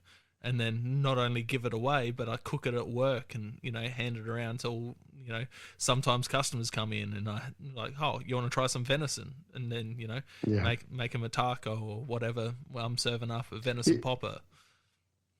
Isn't it amazing when you give someone some venison and you don't tell them what it is? And they go, oh, wow, this is great. This is amazing. Like they're just blown away. And then you tell them what it is. And all of a sudden their world just opens up. Yeah, no, it's crazy, but it's something I love doing and showing how versatile the wild game in this country is, and how much of a valuable resource it is. Like we, as other states do, we have a huge issue with helicopter culling here. And, I explain this to, people who know nothing about it. And like they're shooting, 1,000 deer, at a time and then leaving them there to rot. Like you look at the homeless population around Adelaide, like if they could just go through and collect them afterwards, take them to a butcher, get them processed, they could feed the homeless populations. They could feed the struggling families, rather than just wasting taxpayers' money and leaving them rot. Yep. Yeah. There. Look, I mean, there's a balance. There's definitely opportunity for a balance there to happen. Okay, we have to accept that culling needs to happen because the numbers need to be reduced, and unfortunately, hunters don't have the capacity to do as much as we want. But yeah, why waste a resource? That's it. That they've got. I'm pretty sure they've got a program like that in New Zealand. I know they've got it in America. Yep, I'm pretty sure they've got it in New Zealand as well. Yeah. Yeah, of recent they do, and a bunch of different states in America have them, which is just amazing. And we could use it here, and being you and I being from states that don't have public land hunting, you're seeing all this thing with the price increase down in Victoria of the hunting license, and I put out a post saying like GMA's just they're not controlling a lot of this culling stuff. They're only there to enforce laws and stuff like that, where they've been running at a loss for the past few years. This increases so that they can keep running and keep fighting for us. Like that's we were talking about the infighting before. That's one thing that I can't stand to see. GMA are there fighting for us. Most of GMA employees are hunters and fishers and outdoors people, and we're just attacking them at every single chance because of the culling, yet they have nothing to do with it. Where, you and I come from states where there is no public land hunting at all. We wouldn't mind paying $150 a year to be able to go hunt as much public land as we could. It's a big increase, but heck, it's better than not having public land at all. Yeah, that's right. And, Queensland government is quite short-sighted in that we have this potential income stream and resource for them. And, hunters out there removing feral species from their public land, which is something that they should be doing. And, farmers would certainly appreciate. Yeah.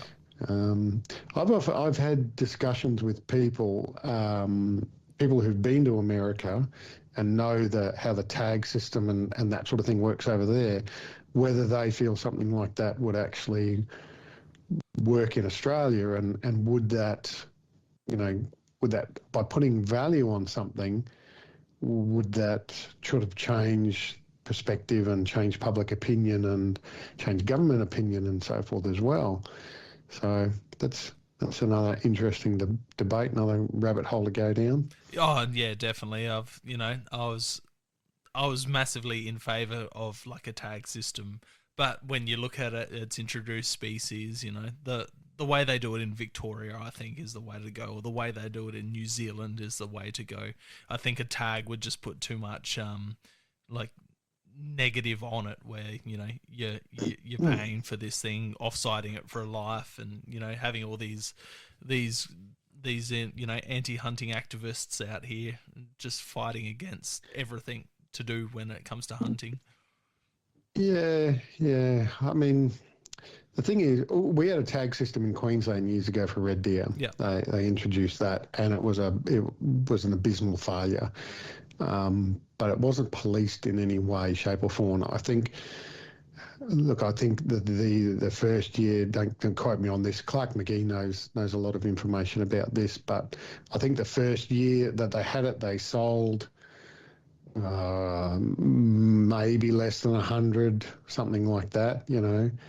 Um, and it people just didn't comply. Yeah. And don't get me wrong, I in no way do I endorse more legislation and regulation and so forth. We're already over legislated. We already have too many systems of government and so forth in place. But if there's a benefit that can be derived from it, then maybe this is an option, because we've got to compromise somehow with the government. We've got to come to some sort of middle ground with them where they think that they're getting a benefit, and can see that, and it's tangible, and there's a bottom dollar to it, and we've just got to maybe compromise a little bit on some of the. If it gives us more in terms of freedom, like to go into public land hunting, then like you said, maybe it is worthwhile paying $150 a year for a license or a tag system or something like that. Yeah. And maybe it would also address the issue of the spotlighting and thermal poaching that goes on in Victoria, because that's been an issue for years and they haven't been able to adequately police that either. So maybe if you're driving out of a public land, driving out of the track on public land, and you've got a deer in the back without a tag on it. I don't know. I'm just spitballing here, but yeah. Yeah, look, where it works is the hog deer. Where it doesn't work is Tasmania. Like, you see like they're limited to what they can take because of their tagging system, and now you're seeing an absolutely abundance of deer, and they can't control them, and they can't get any leeway because hunters fought for a tagging system, and now they can't kind of reverse it. So it has its good and its bad. Yeah, I don't think there's a perfect answer, and Definitely people not. that are smarter than me and get paid more than me should probably figure this out. That's it. Well, anyway, finally, this is my favorite question of the podcast. What is hunting to you? I'm laughing because actually Jason, on our last trip in September, he's got his YouTube channel, so he did all the filming, and that was one of the questions he got us to think about and answer for him. It's a really simple question with a really complicated answer. Hunting is part of me. That is probably the best way I can describe it. It is, I like attractive women with big breasts, and I always have. And it's exactly the same. I just have this natural affiliation with hunting, and I've seen something similar in my son as well.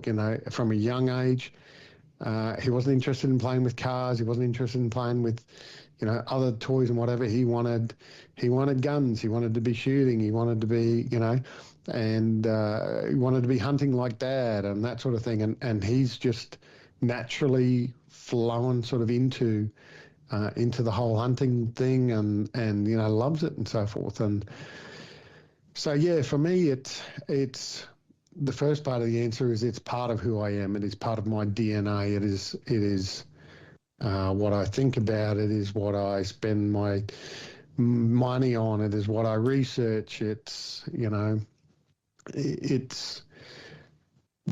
part of my identity. And the other part for me is it provides that that space that I need filled every now and then, the mental and physical space that I need filled. So to challenge myself mentally and physically, to be out there having some green therapy,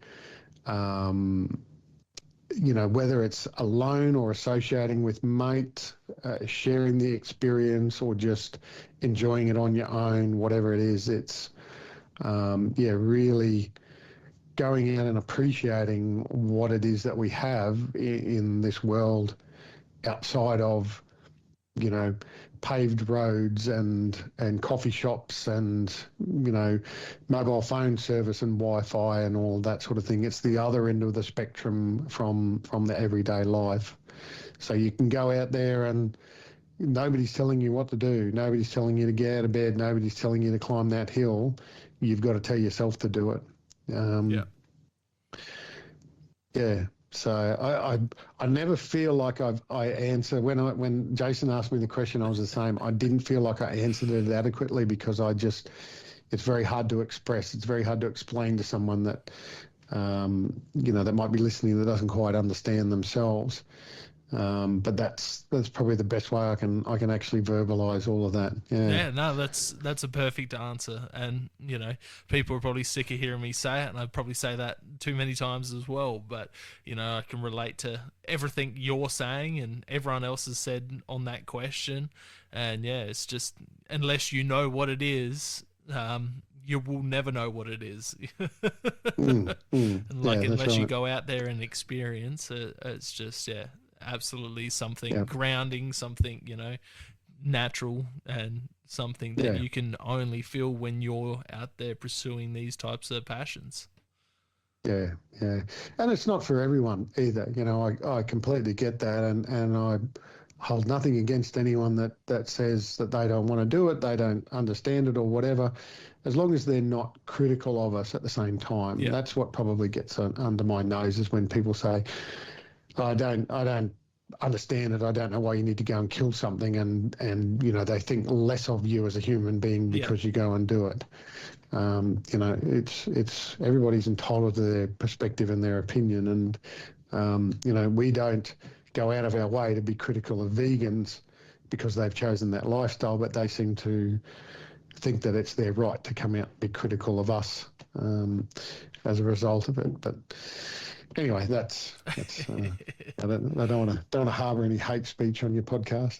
No, that's all right. There's been plenty of that at times, I bet. If people have enjoyed what they've heard, where can they go listen to your podcast? What's your podcast called, if people have forgotten from the start? And where can they find you on social media? Yeah, so it's Australian Hunting Backcountry. Podcast on all the usuals, Spotify, Apple, and all the. I'm also on YouTube as well. I don't do video podcasts at this stage, so all my YouTube is just audio. But social. Like I said to you before, I probably do need to get a little bit better at doing the socials. I'm just a bit short on time, but it's Australian, Australian _hunting _backcountry. I don't do Facebook. I dabbled in TikTok for a little bit, but I got too many videos banned by them, so I got the shits with it. I don't bother posting on there anymore. And email is australian.hunting.backcountry@outlook.com.au. I'm always happy to for people email me and have a chat. Anybody got any suggestions for guests or topics or anything like that? I do recognise that I am a little bit of a niche podcast, and then I'm sort of not really focusing, like say your podcast or Maddie's podcast, that sort of thing. I'm not sort of hitting the hunting scene with a broad brush. I really am focusing more on the backcountry, the backpack, multi-day sort of style of hunts, But, I do touch on topics every now and then that are sort of relevant and linked in.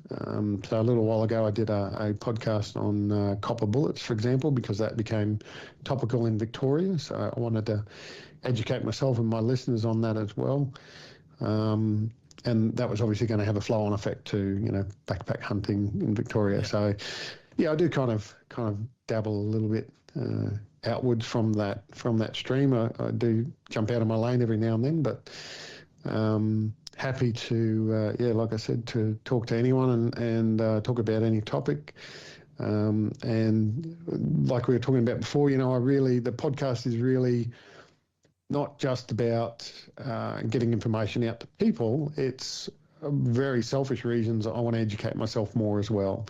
So I want to get better. I want to get more able. I want to, educate myself more in this area, because this is really where my passion lies. I love the hunting in Queensland that I do. Got access to a couple of great properties, but it just doesn't quite scratch that itch for me. So that's it. I do need to get away a couple of times a year and throw the backpack on and suffer and internally complain. But I've never walked away from a hunt and had any regrets about what I did. So no, that's awesome, Tobias. Well, thank you very much for coming on.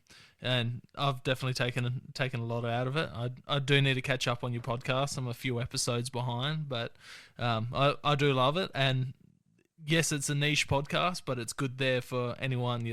It seems backpack hunting has gotten more popular due to people like Steve Ranella and all of these guys that are big in the hunting media. People want to get more into it, and we have a fantastic state here in Australia, being Victoria, where we can actually go out there and do it on public land. Just pretty much just show up and go out hunting. So it's good to have someone like you doing the type of podcast you're doing to help people get into it and learn more about what gear to use and what to take, and learn by your fuck ups. And yeah, that's it. Look, I at my age now, I can't do as many push-ups as I used to be able to do. I can't do as many sit-ups, but I'll keep up with anyone when it comes to fuck-ups. So. Awesome. Thank you very much, Tobias. Zach, I really appreciate you reaching out, mate. This was a barrel of laughs. So I'll hopefully one day I might return the favour and get you on to talk about a trip that you end up doing. I would absolutely love that, mate. And hopefully in the future we can catch up and meet in person. Yeah. And just a quick final shout out to Lawson. Lawson, again, I mean everything I said at the start. I have no respect for you whatsoever. And please stop calling me. Stop trying to slide into my DMs. I'm not the kind of guy that you think I am. Poor Lawson. Easy, Tobias. Thank you very much. Catch ya. Cheers, mate. Cheers, Zach. Thank you for joining us on another episode of Hunting Connection Podcast. We hope you've enjoyed our discussions and gained valuable insights into the world of hunting, fishing, and the outdoors. To stay connected with us and never miss out on an update, please be sure to follow us on social media, all at Hunting Connection Podcast. We appreciate your support and would love for you to share the podcast with your friends and family. Don't forget to tag us in your hunting photos on social media and let us know about your experiences. Your feedback is invaluable to us, so please take a moment to subscribe, rate, and review the podcast. Together, we continue growing and delivering more captivating episodes for all hunting enthusiasts. Stay connected, stay informed, and keep pursuing your passion for the hunt. Until next time, happy hunting.